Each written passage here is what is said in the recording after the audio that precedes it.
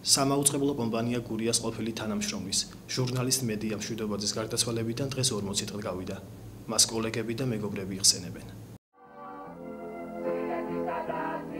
მედია მშვიდობაძე, ასე უბრალოდ არასოდეს უხსენებიათ შენი სახელი. იმიტომ რომ ყოველთვის დიდ კრძალვას, სათუ დამოკიდებულებას იმსახურებდი შენი გამორჩეულობით, სათნოობით და უდიდესი შინაგანი კულტურით. ჩვენი მედია, შენზე მუდამ ასე საუბრობდნენ და საუბრობენ დღესაც.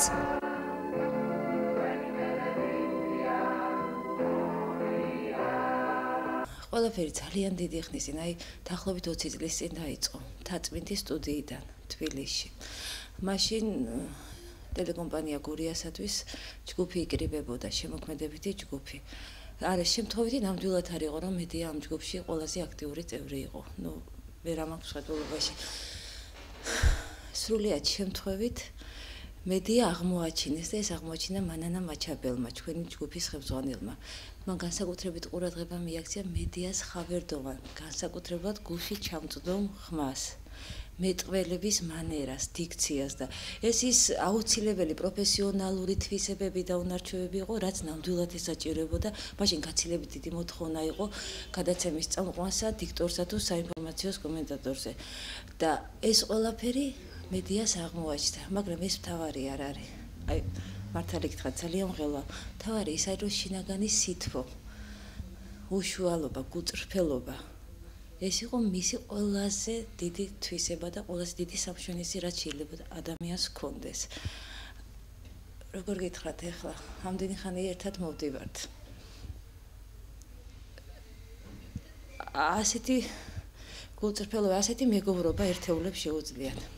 ასეთი ურთიერთობა მხოლოდ ერთეულებს შეუძლიათ. რა არის სუბიექტური ვარ, რა თქმა უნდა, ამ შემთხვევაში, როდესაც ვსაუბრობ ჩემს მეგობარზე, რომელიც ძალიან მაკლია, რომელიც ძალიან მტკივა, რომელიც, რა გითხრათ, ჩემი ცხოვრების ყველაზე დიდი და მნიშვნელოვანი ნაწილი იყო, რომელთანაც ძალიან ბევრი რამ გავიარეთ.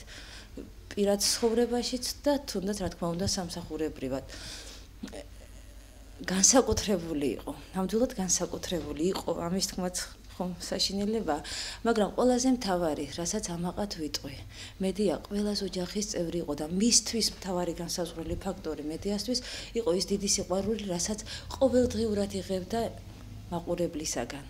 მისთვის ეთერში ყოველი გამოსვლა იყო ზეიმი და იყო განსაკუთრებული სამზადისი. არა მარტო ვიზუალით, არაც შინაგანად და ამიტომაც ასხიებდა ესოდენ დიდ სითბოს.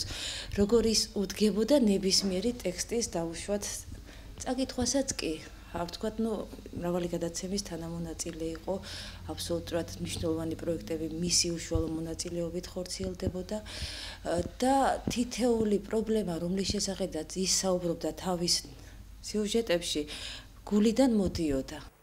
ტრადიციულ ვიდეო სალონში ნაჩვენები იქნება. შენს ნატერფალს კვალი ნათელის სილუეტი გაზრდა მუდამ. გამორჩეული ხიბლით თან მოყვა შენს პირველ გამოჩენას ტელევიზიაში, როცა საოცარი ხმის ტემბრითა და წამყვანის კულტურით ყოველთვის თავიდანვე ცხადი გახდა შენი გამორჩეულობა. დიდ ტელევიზიებსაც გაუჭირდება მსგავსის მოძებნა, ასე ფასდებოდა შენი შემოქმედება და აქ იკითხებოდა არა მარტო ხმის ხავერდოვნება, არამედ მოწესრიგებულობა. ამითაც სამაგალითო იყავი. არასოდეს შეეღებდა სტუდიის კარებს, თუ მას ბოლომდე გათავისებული არ ექნებოდა თავისი სათქმელი. ასე იხსენებენ დღესაც. მედიაზე საუბარი ცოტა ძნელია. ძალიან უბრალო იყო და ამავე დროს ძალიან დიდი. მე მახსოვს ის პერიოდი, როცა ტელევიზიის პირველი დღეები იყო და მედიას ეკრანთან გამოჩენა არა მარტო ჩვენთვის, არამედ ალბათ საზოგადოებისთვისაც სასიამოვნო სიურპრიზი აღმოჩნდა. იმდენად გაწონასწორებული, კარგად მომზადებული, პროფესიულ დონეზე ყოფი წამყვანი აღმოჩნდა. ალბათ განუმეორებელი იყო მისი ხმა. საქართველოს უფრო დიდ ტელევიზიებსაც დაამშვენებდა. კიდევ რა შეიძლება ითქვას, მე შემიძლია ვთქვა, რომ მაშინ ინფორმაციას ხელმძღვანელობდი და როცა მედია მყავდა ჩაწერაზე, მოგახსენებათ მაშინ პირდაპირ ეთერები არ იყო. შვიდად ვიყავი. იმდენად შვიდი იყო თვითონაც ამ შვიდეს გადმოგდებდა და გაცილებით ადრე ვამთავრებდი ჩაწერას. არ მახსოვს რომ ტექსტი არ ქონდეს მზად. არა მარტო მზადად გათავისებული ქონდა ყველაფერთან და პრინციპში პრაქტიკულად ყოველთვის პირველ ცდაზე იწერებოდა გადაცემა. რა ვიცი აბა, უდიდესი დანაკლისია. სხვა ადამიანური არსებებით ყველასგან გამორჩეული პიროვნება იყო. ძალიან დიდი დანაკლისი განიცადა მთელმა გურიამ. უხმო ნაბიჯები ტელევიზიის კიბეებზე მიმავალ მედიას გრძნობდნენ. უხაროდათ მისი გამოჩენა. იცოდნენ ის მხოლოდ პოზიტიურს მოიტანდა. სიკეთეს სულის სიღრმიდან ასხივებდა. თითქოს ჩვეულებრივი სიფრიფანა გოგონა იმდენ სითბოს იტევდა, აქაც ყველას იყო მედია. როგორც მე საიდუმლე, როგორც მეგობარი, თავისუფალი ყოველგვარი გადამეტებისაგან.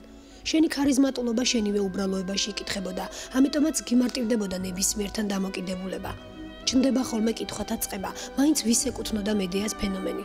მისი ასეთი განსაკუთრებული ერთგულება საქმისადმი. პირველად ჩვენ მასში ტელევიზიას ვხედავდით. ტელევიზია კი ხალხს ეკუთვნის, ამიტომ შენ ტელევიზიისაც იყავი, ხალხისაც, მთელი გურიისაც და ასე დარჩება მუდამ. ძნელია ისაუბრო ადამიანზე წარსულში, რომელთანაც გაკავშირებს ბავშვობა, გაკავშირებს სკოლა, ჩვენ თანაკლასელები ვიყავით, რაც შეეხება ტელევიზიას, როცა მე იქ მივედი სამუშაოდ, მედია, როგორც იტყვიან, სტაჟიანი თანამშრომელი იყო და გამოცდილი. და პირველ რიგში ჩემი ყურადღება მან მიიპყრო რაღაცნაირი განსაკუთრებული პატრიოტიზმი ტელევიზიისადმი, სიყვარული და რაღაცნაირად ის ამ ტელევიზიას თვლიდა საკუთრად, როგორც საკუთარ ოჯახს ძალიან უფრთხილდებოდა მის პრესტიჟს და მე ეს ხშირ შემთხვევაში ხანდახან ჩემი კრიტიკის საგანიც კი ხდებოდა და როგორც ახლონათესავი მას ხშირად საყვედურობდი ამის გამო, მაშინ იყო შემდეგ მოვლენები, როცა სხვადასხვა ფლანგზე ვიყავით, მაგრამ არასდროს აი მედიას იმდენად უყვარდა თავისი საქმე და იმდენად უყვარდა თავისი ტელევიზია, რომ მე როგორც ჩემთვის, როგორც ამ ტელევიზიის ოპონენტისთვის, აი კულუარული ინფორმაცია მისი მხრიდან იყო მიუწვდომელი ყოველთვის და კიდევ ერთხელ მინდა ხაზი გაუსვა იმის სიბეჯითეს. სკოლაშიც ის იყო ძალიან ბეჯითი, ძალიან გრძნობიარე თითოეული ადამიანის მიმართ ურთიერთობებში, ძალიან ურთქილდებოდა ამ ურთიერთობებს და აი ბოლო ხანებში, როცა ის ავად იყო, აი განსაკუთრებით თავში თვალი იჩინა ამ მისმა დამოკიდებულებამ და კეთილმა ურთიერთობებმა, არასდროს მის პრობლემებს არ მოგახვევდა თავზე და გაურბოდა ხოლმე ამაზე საუბარს. ადამიანური ღირსებებით გამორჩეულობა ეს იყო შენი იშვიათობის განსაზღვრელი. ის რისი გულისთვისაც ადამიანები მთელი ცხოვრება იხარჯებიან, შენ თავისთავად გამოგდიოდა. ყველას უყვარდი და ყველა გიყვარდა. სწორედ ეს სიყვარულია შენმა არ ყოფნამ და საუფლოში გადასახლებამ სევდის, თვალის უპეში ცხარე ცრემლის დუღილის, სულში სულის ტკივილის 40 დღე გაუსაძლისი რომ გაუხადა შენს მეგობრებს, უახლოესებს, უბრალოდ ნაცნობებს. გაიზრდება შენი პატარა ანასტასია, რომელსაც მხოლოდ 1 წელი ერგო შენეული სითბოს და უსაშველო სიყვარულის განცდა და იამაყებს ყველა ადამიანური ღირსებით გამორჩეული დედის შვილობას. შენ საფლავზე კი ცოცხალ ყვავილებს დაჩურჩულებულ ხსოვნას ჩაუქრობელი ალით მუდამ გაათბობს წმინდა სანთელი. შენთან უძლურია სიკვდილი, შენ ჩვენს მედიად დარჩები მუდამ, ძალიან უბრალოდ და თან დიდად.